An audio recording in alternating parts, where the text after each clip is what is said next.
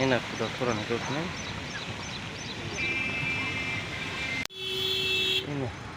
اینا میگن در تاجیکستان در اینجا نگاه کنین. چهل اوراگان‌های وادی میشه. اینا دوستان عزیز سوپرمارکت هندوستان خربزا او حالات چخلای اینا دیدین حیات آنمی خلای خدوان هیچ کس محتاج یگون کس نکنه. دوستان عزیز بسیار وقت خیال میکنه که ما بیمارا را میاریم برای خوردن برای کیف صفان برای این دوستان عزیز اینا مادر در همجا اوقات کرده اینا جان و جگری ما در همجا اوقات کرده مزه نان تاجیکی و اوچگی و در زبان هر یک کدام ما شما هستیم اوچا جان. دوستان عزیز اینا اینترست نیکورا بکی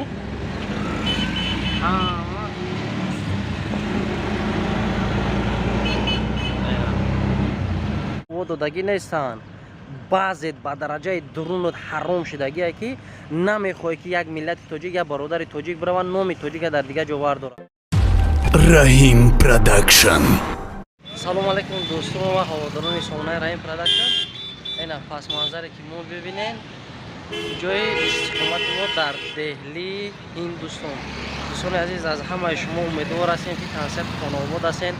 خواستیم که یک کمی هم باشد برای شما پیشنهاد کنیم و بینید که سطح زندگانی مردم چخیل زندگی میکنن و موترهایی که ماشینایی که یا استفاده میکنن نگاه کنید چخیلن همه ایپای زندگی ایپای کار و بارش ایپای دوادا باش ماشاءالله لکی مردم زحمت کش بودیم.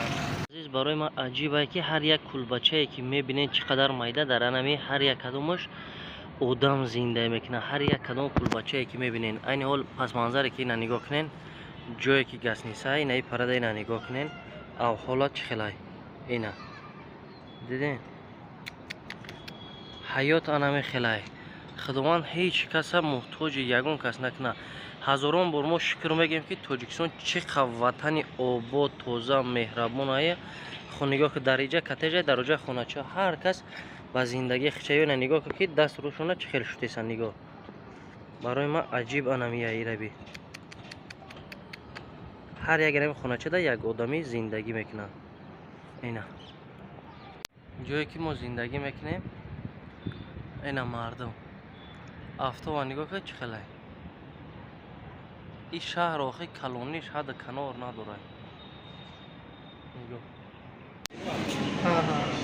اینا دوستان عزیز سوپرمارکت هندوستان خربزا اینا خربز همه خرید کردیم اینا سوپرمارکت کلونی هندوستان دهلی اینا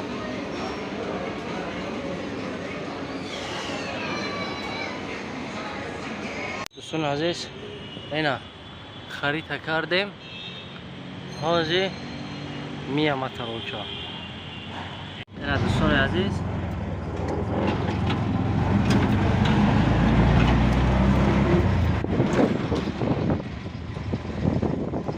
دوستان عزیز اینا اینترست نیکورا بکی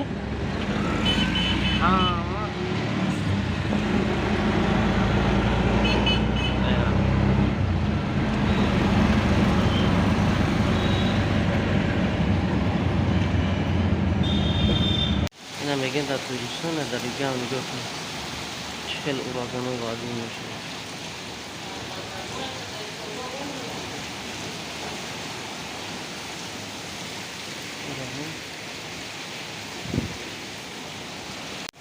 اینجا را نگاه کنید به جوی کارا که اوراگانش را نگاه کنید چهل میشه.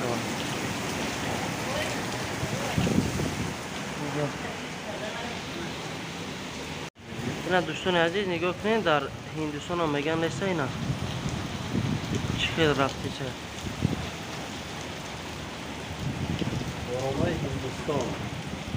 دوستان عزیز برای ما عجیبش این افتاد که گفتن در هندوستان باران هوای بیزیب نمیشه و پگودا هندوستان ببینید چه خیلی شمال داره این همین شب با درجه باران زد که حتی نگاه کنید که حوضا چه خیلی پرچیدگیان اینا جایی که این حال ما استقامت میکنیم گسنیسه ما اینا در انمی طرف هست گسنیسه جای استقامت کننده ما و این منظره که میبینیم تراتور گسنیسه ما و مردم انم خیلی مهنت میکنن اینجا در نگاه کنید پلاتوی که هست زدگی برای زندگی کردن شما دوستان عزیز بهترین انمیه که фақат мардумшон кор мекунанд, заҳмат мекунанд, ягон кас парвои ягон кас надорад. аҳамият наметад ки чӣ кор мекунад, ки чӣ кор намекунад. ина кранда нигоҳ кунед, кор кардеса. ина ҳама айпаи зиндагишай бовар кунед.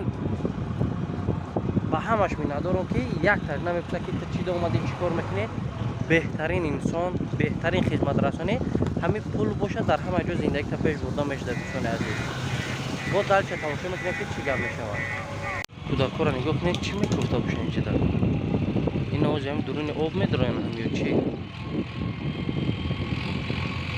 хеле ки дар тоҷикистон шид, дар ҳамҷо ҳам нигоҳ ки ураган, ами борон бисёр шида, шамолои безеб шид, нигоҳ кунед дарахта шикаст. ин эҷа аэропорти деҳлӣ дар мо наздиктаракай. ина самолёт парвоз дорад, аэропорти деҳлӣ дар мо наздиктаракай. ин оқибати обхезӣ. ина мардака нигоҳ гирифта рафтеса, эҷа дар дуруни об монда. ҳамаш ҳисоб ина обхезӣ дар Ҳиндустон.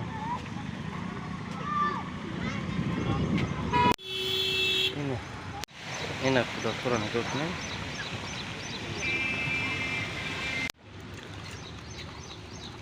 ина дуруни об. ина дӯстони азиз, обхезӣ. ина дар Ҳиндустонам обхезӣ шид. меган ҳаво нест, борон нест, ираби пагода шава, обхезӣ шихелай. ҷиби кори най дӯстони азиз ки ин неми раҳи дигари дамо меем. нигоҳ кунед ки чӣ хел боронай, борон задай бутадай, раҳра нигоҳ кунед ки чӣ хел пури овай. меган дар тоҷикистони хел, дар Ҳиндустонам ҳамин кор дар рӯпарӯ шидем ки дидем. нигоҳ ки азои мардума чӣ хелай. ҳама коршон анам хел рафтанай азоб. барои ки иҷода гуфтанд ки боронгарӣ несера ки дар асл мешидай. бороное ки дар иҷа шидаг бо дар тоҷикистони хел нашид. дӯстони азиз, ина тамошо кунед, бинед.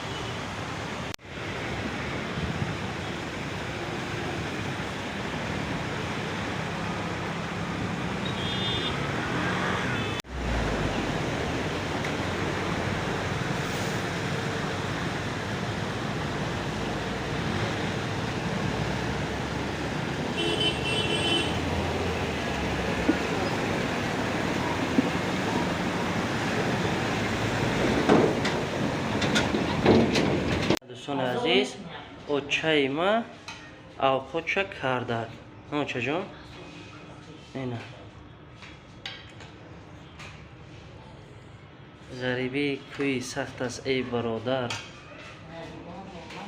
чӣ гуфти очаҷони ма?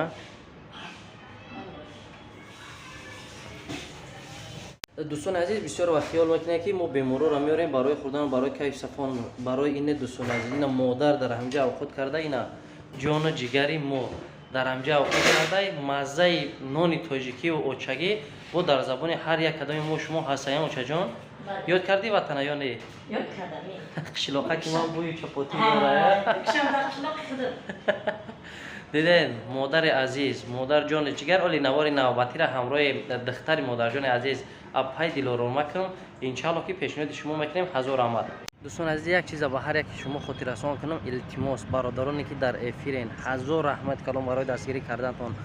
бидроен я лайк, комментария, видеоро падилисара фаромӯш накунен. як чиза дар ёдтон бигирен дӯстони азиз ки навори дина ма партофтум дар аэропорт. бародаре ки дар садамаи пиравали айне дучор шудагӣ буд, гуфтем се кас ҷои бемора хиша гирифтем. ду кас дига қатиш омадан, як ду кас дар комментария мара нависанд ки ту изо намекаши, ягон ҷои туда ягон хеш таворуш мерафт. ягон кас дига қасам ба номи аллоҳ ки ман як ясма нагирифтам, билети мара ово додагӣ нестанд. баъзет ба дараҷаи дурунут ҳаром шудагие ки намехоҳӣ ки як миллати тоҷик, як бародари тоҷик бирава номи тоҷика дар дига ҷо вардора. баъд мегӯянд 10,000 20,000 сомон расход кардӣ, хеле кардӣ. дӯстони азиз, чизе ки мо омадам, ай кисаи мардако омадагӣ нестам, номеро ҳастай, занг бизанен.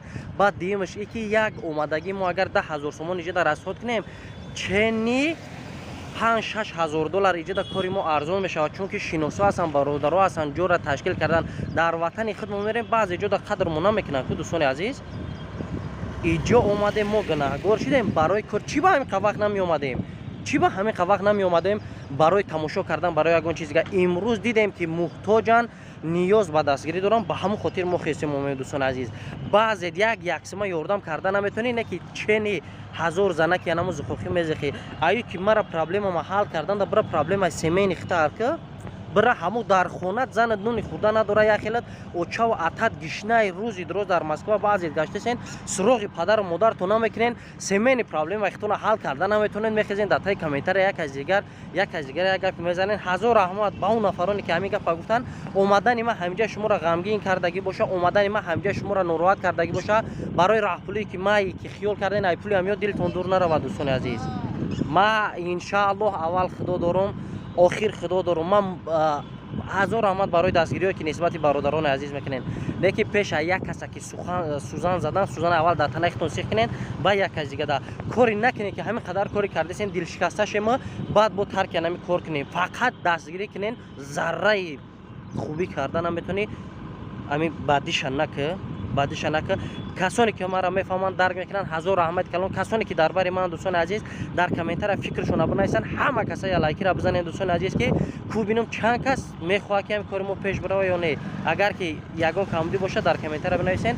عذر زیاد من هم شیری انسان خوردگی منم درد میکنم بعضی وقت خدا نگهبانتون.